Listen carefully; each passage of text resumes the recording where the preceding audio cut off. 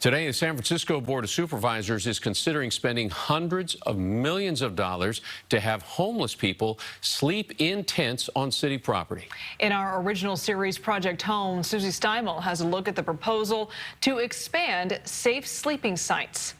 Critics say it will prioritize tents over actual housing, but one supervisor says it will provide a safe place for homeless people and clean up every neighborhood.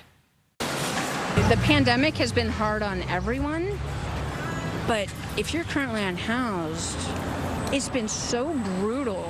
As the humanitarian crisis that is homelessness plays itself out in the thousands on San Francisco streets, local leaders continue to lock horns over solutions, the latest of which is sanctioned encampments, allowing people to camp in so-called safe sleeping sites. There are 6 of these safe sleeping sites around San Francisco. They provide security, bathrooms, and access to clean water.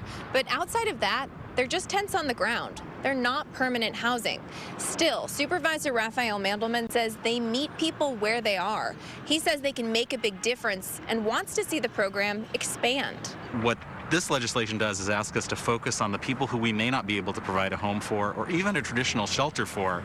We have to have something for those folks. Mandelman's legislation, called A Place for All, would require the city to create enough of these sites for every single homeless person in San Francisco who doesn't have shelter. It will also give the city the right to clear out individual encampments if they can offer an alternative sanctioned location.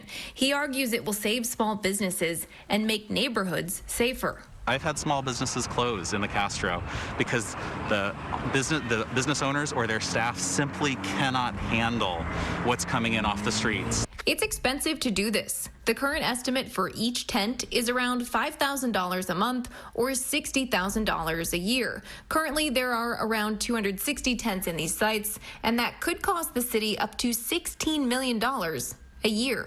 Well, the cost is more than housing. Why would we put that money towards tents and encampments when we can be actually getting folks into housing? Kelly Cutler is a human rights organizer with the Coalition on Homelessness. She says this really is just an enforcement tool masquerading as a solution.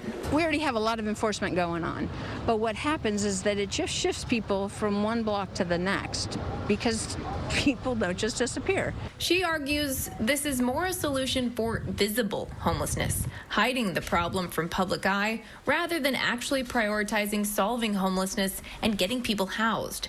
She worries this could make San Francisco look more like New York City, where the city spends $1.3 million a year on shelters that many never move out of. They're stuck, that there aren't housing exits. Her other concern? That this would be funded with Prop C money. Prop C was approved by voters in 2018 as a tax that is expected to generate $250 to $300 million a year towards solving homelessness, money intended to go toward permanent housing. And do you worry that if Prop C money goes towards this, that it's a loss for housing for permanent solutions? Yes. Mandelman says without support from the federal government, this is the only realistic way he can see that San Francisco can attempt to solve this colossal crisis on its own. And I think we have to be honest about what the city can provide, what problems we can solve, and if we can't solve the problem with a long-term solution like housing for everyone, which we would all want to do as good San Francisco liberals, we have to figure out what is the city we can do that is better and more humane than what we're doing now.